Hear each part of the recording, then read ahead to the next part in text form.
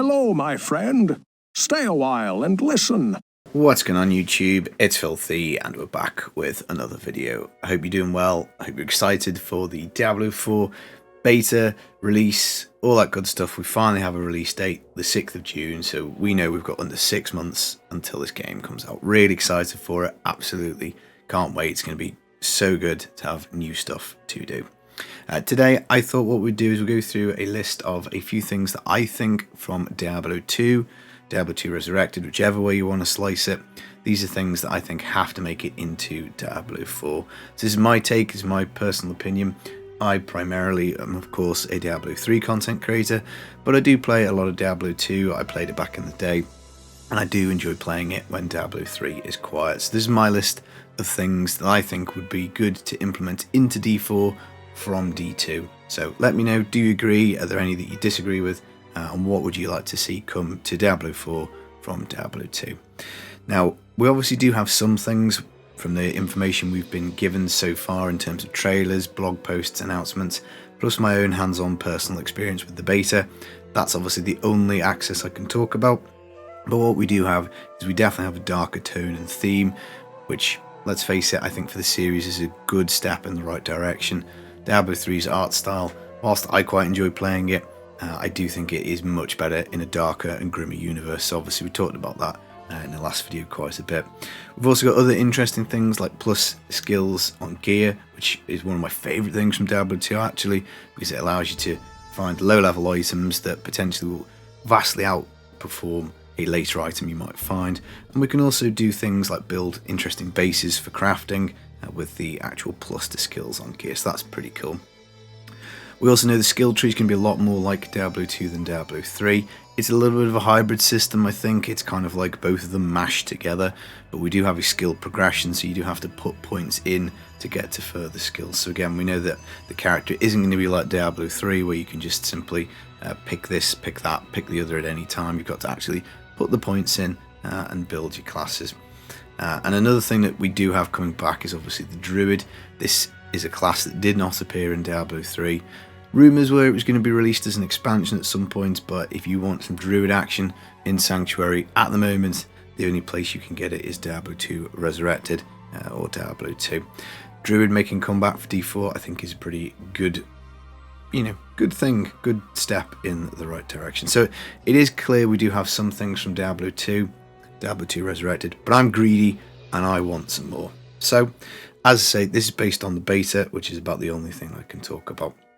So I'm going to start with number 1. I haven't really ordered these in order of preference, but I probably would put this one at number 1 anyway, and that is the inclusion of runes and rune words. Now, Diablo 3, for some inexplicable reason, does not have runes. It's a complete what the French toast moment. What the hell did you just say? What the French toast moment. I have no idea why they didn't put runes in D3 when they released it. I don't know why they didn't add runes later. It seems like an absolute clear win. So popular with the player base for a few reasons. I think mainly you can get absolutely god tier drops. You can get high runes dropping and you can see people go crazy for them because genuinely you just don't find them. You don't find them very often, and when you do, it's a moment to really celebrate. Now, I'm not sure that I want mega high drop rates. I think that is something that, or mega low drop rates, sorry, mega high rarity of items. I do think that's something that holds D2 back a little bit, in my opinion. But rune words are very useful for casual players because you can add big power early. If you've played Diablo 2, I guarantee you've crafted yourself a stealth. You've probably made a leaf, a black, a lore, whatever it is. There are runes that you can put together in a certain base that will drastically improve your early game characters, and you can use some of them mid game, and obviously a lot of rune words are used in the absolute end game. Now, we did have Diablo Immortal recently released, and the runes in that were complete trash. You didn't use them to make anything, so please, nothing like that. I want actual runes that do things when they're socketed into gear.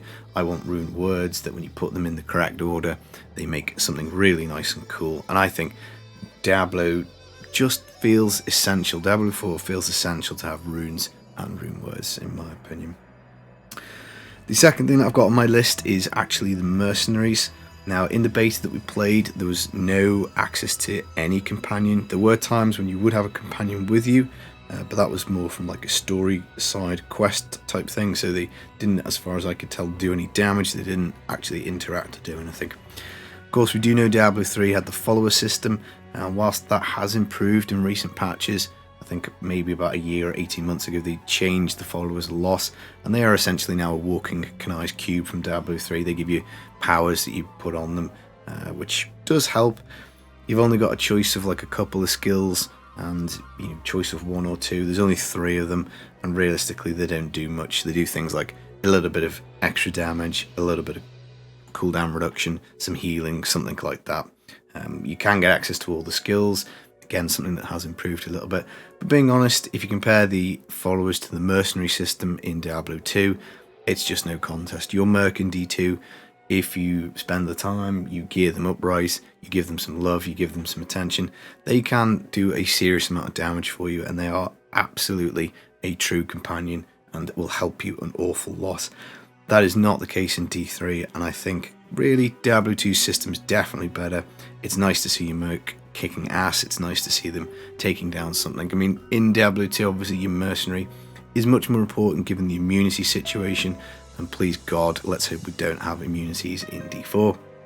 But it is satisfying to gear out your Merc and watch it go absolute ham. Don't get me wrong, the Diablo 2 Merc system, even though they have tried to change it recently, still probably isn't very balanced. We still seem to use the same person every single time. And again, I'm not sure if with this Diablo 4 being much more into the MMO territory, whether cooperative play is just going to be completely encouraged.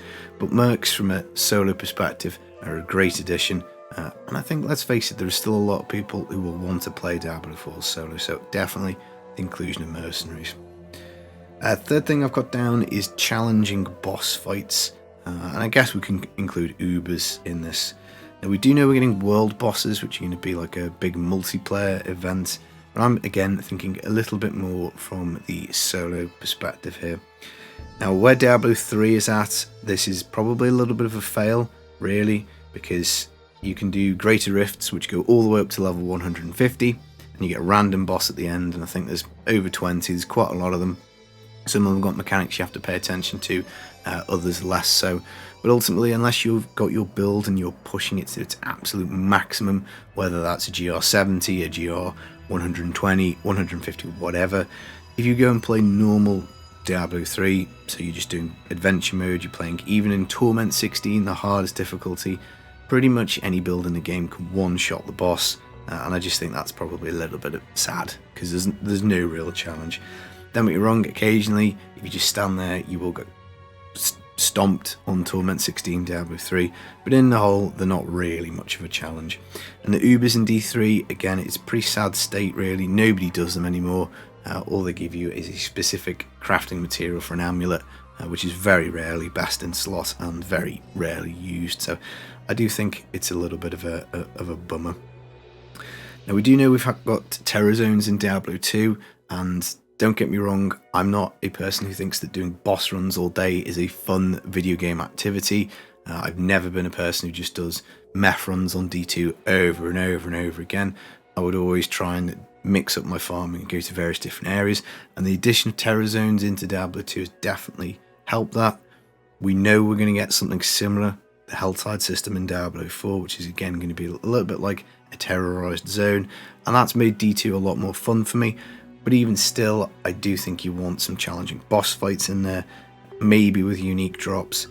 But yeah, we want something difficult, boss-wise, rewarding to do that isn't necessarily a world boss all the time.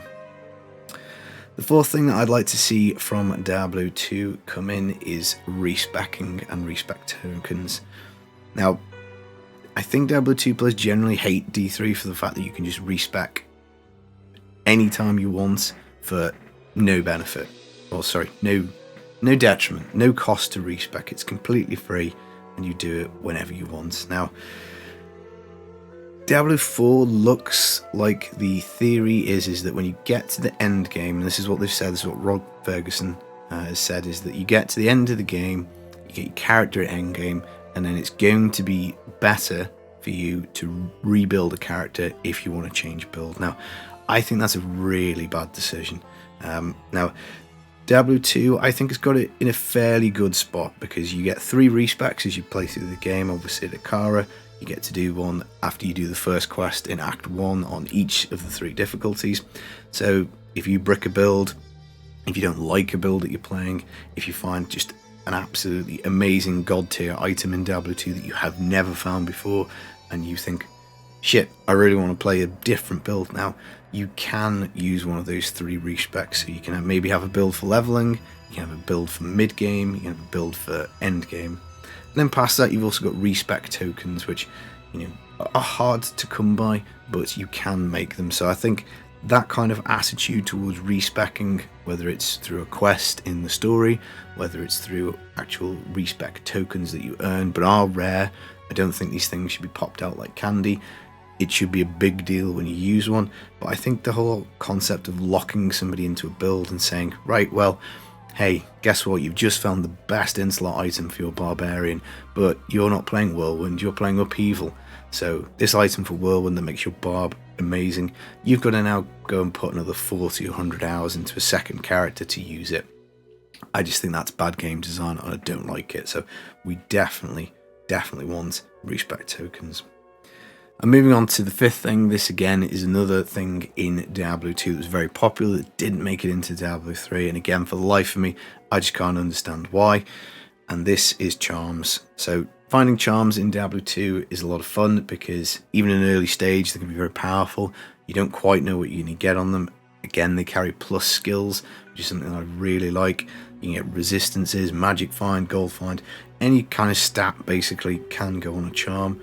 And it's kind of nice because you're always in this kind of balance, particularly going through mid-game in Diablo 2, as to, do I want to build my character's power and carry more charms, or do I want the flexibility of inventory space? And that, I think, is a nice little interesting thing for the character to go on. Now, it doesn't have to go in your inventory. The way Last Epoch does this is through the idle system. You have a separate window, and I think that's, again, a fantastic little way of doing it, because you just have a set amount of tiles for essentially charms, and they get arranged around in a certain order. It's not like a square. You have to do a little bit of Tetris with it sometimes to make your character better.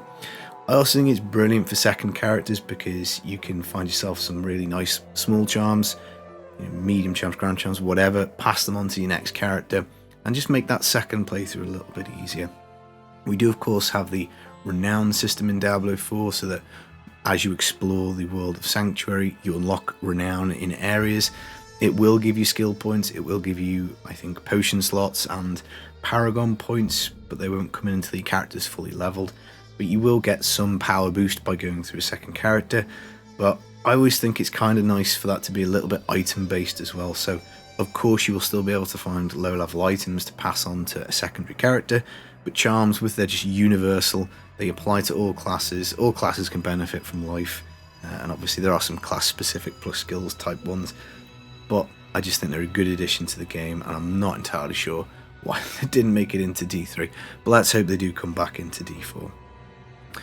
And then the last thing that I would like to see come back, and I didn't notice it in the base, I haven't really seen anybody talk about it, so it might just be me missing it, but that is Magic Find. Now, maybe not everyone will agree with this. I know Magic Find was originally in Diablo 3 and then it got removed. Again, I just think it's an interesting player balance, because once you get through Diablo 2, its first kind of playthrough or first difficulty level, you do start to enter into this balance, and maybe it does come into the normal playthrough of the game. You're balancing, how much power do I want my character to have, and how much magic find? Am I willing to give up some power to find more items? And again, I like that kind of player agency. It's like you're choosing between two sliders. One is to make the best character possible for the fastest and the most efficient, and then the other is as well, I want to up my magic find because I like finding loot, and finding loot is what it's all about. So I think that's an interesting trade-off, giving up power to help find stuff. So realistically, there are just a list of a few things that I would like to see coming back. Now, whether these things are in D4 or not, I don't know. As I say, we can only talk about the very short beta that we got to play the other day. Really fortunate to play that, so I am lucky. but I do think there are a few of these concepts that could come back to D4 and be an awful lot of fun. So that's my list. Let me know, are any of those things you definitely don't want to see in Diablo 4? Is there anything else from D2 that I'm missing? Probably is. I'm not the biggest D2 player in the world, but as I say, it's a game that I do enjoy playing from time to time, and these are the thoughts of the things that I think will improve Diablo 4. I've been the Filthy Casual. I hope you enjoyed the video. I'll see you again real soon. Take it easy. Peace.